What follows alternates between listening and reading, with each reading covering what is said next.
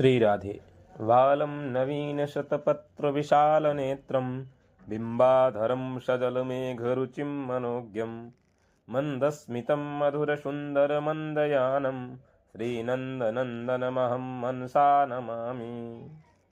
आज हम श्रीमद् भगवत गीता का लक्ष्य क्या है, श्रीमद् भगवत गीता का इस पृथ्वी में भगवान कृष्ण के द्वारा अवतार क्यों हुआ है, उसके बारे में कुछ जानने की कोशिश करते हैं।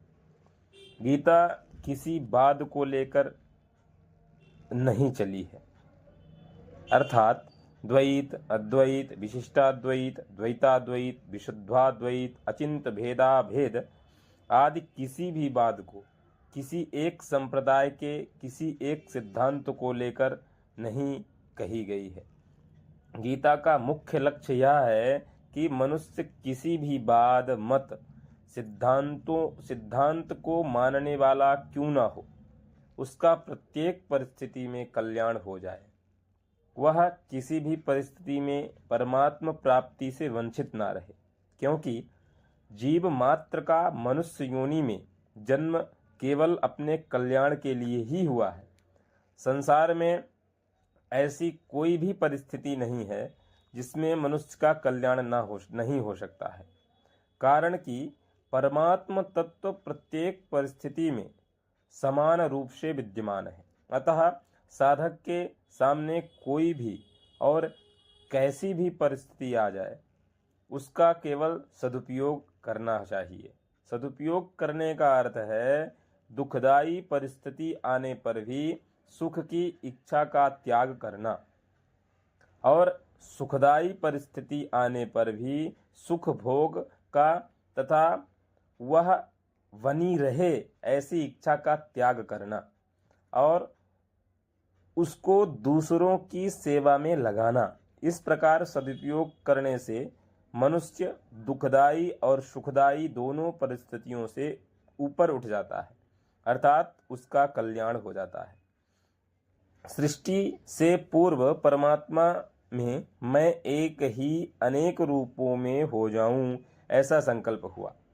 इस संकल्प से एक ही परमात्मा प्रेम वृद्धि की लीला के लिए, प्रेम का आदान प्रदान करने के लिए स्वयं ही श्री कृष्ण जी और श्री राधा जी इन दो रूपों में प्रकट हो गए।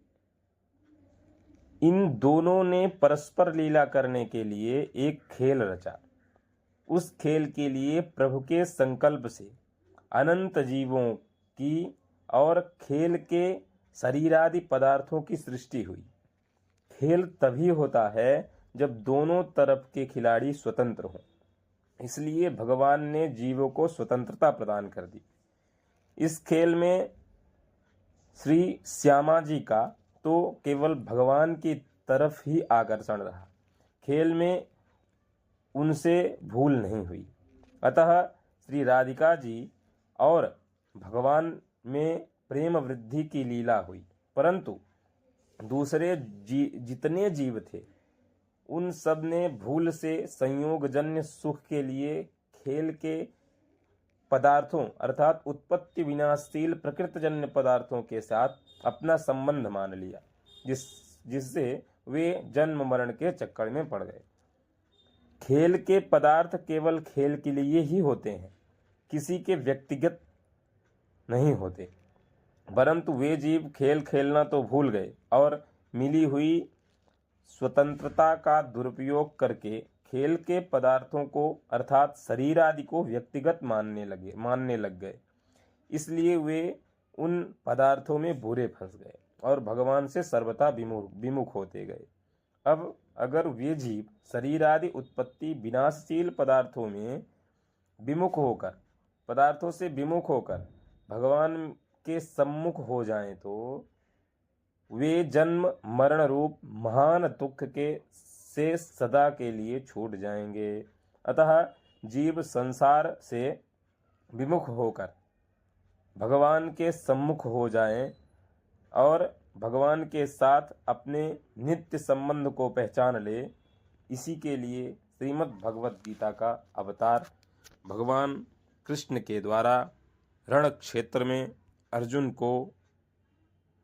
के लिए, अर्जुन के माध्यम से संसार के लिए, संसार के उद्धार के लिए, संसार के उपकारक के रूप में श्रीमद् भगवद गीता जी का अवतार हुआ। श्री राधे।